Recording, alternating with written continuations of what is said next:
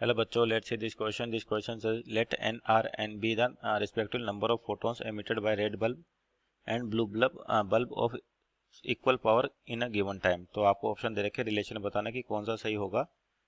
N R N B number of photons emitted. तो यहाँ पे देखिए पहले तो की कॉन्सेप्ट की बात करते हैं. यहाँ पर आपके पास की कॉन्सेप्ट क्या होगा. तो सिंपल इसे अपन energy of photons, energy of photon.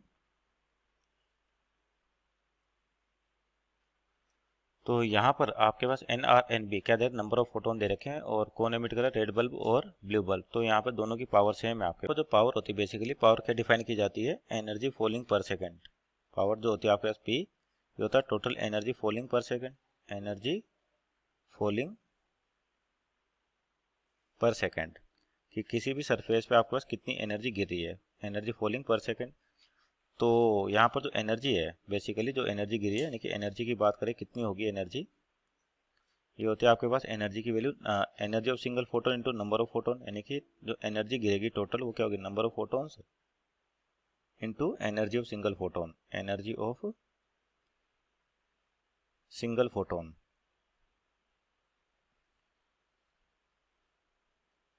और आपको दे रखा है पावर सेम है तो इसको ले सकते हैं एनर्जी पर सेकंड कि पर सेकंड कितनी एनर्जी गिरी है. तो कह सकते हैं number of photons falling per second into energy of single photon. तो ये होते हैं आपके पास पावर. तो नंबर ऑफ फोटोन्स यहाँ पे दे रखे लाइट के लिए, रेड कलर के लिए, ब्लू कलर के लिए.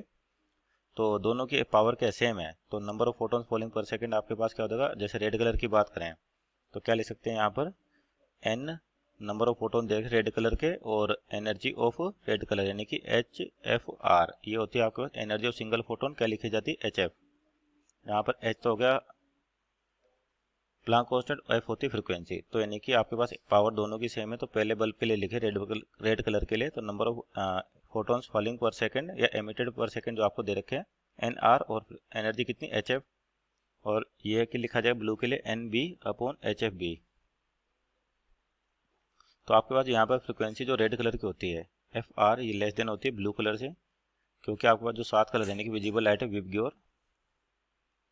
तो यहाँ से अगर अपन वॉलेट से रेड की ओर जाते हैं तो आपके पास क्या होता है लेमडा यानी कि वेवलेंथ इंक्रीज होती है और वेवलेंथ इंक्रीज होगी मीन्स फ्रीक्वेंसी कम होगी और फ्रीक्वेंसी कम होगी तो एनर्जी कम होगी. तो आपके पास जो रेड कलर की फ्रीक्वेंसी है वो क्या होती है, कम होती है किसके कंपेरिजन में, ब्लू कलर पे. रेड कलर की फ्रीक्वेंसी आपके पास क्या ब्लू कलर से कम है. यानी कि ये जो वैल्यू होगी रेड कलर का जो फोटोन होगा, रेड कलर जो बल्ब है उसका जो फोटोन होगा उसकी एनर्जी कम होगी किससे, ब्लू कलर का जो बल्ब है उसकी एनर्जी से. और इन दोनों का मल्टीपल सेम दे रखा है. इसका मतलब अगर ये वैल्यू कम है तो इसको ज़्यादा होना पड़ेगा क्योंकि इन दोनों का मल्टीपल क्या आना चाहिए, इक्वल आना चाहिए. यानी कि अगर एक वैल्यू कम होगी तो दूसरे को इंक्रीज होना पड़ेगा. तो यहाँ से अपन कह सकते हैं कि जो एन आर होगा ये ज़्यादा होगा किससे, एन बी से. So our final answer is N R greater than N B. तो ऑप्शन देखें तो option number C is our right answer. Hope you understood well. Best of luck.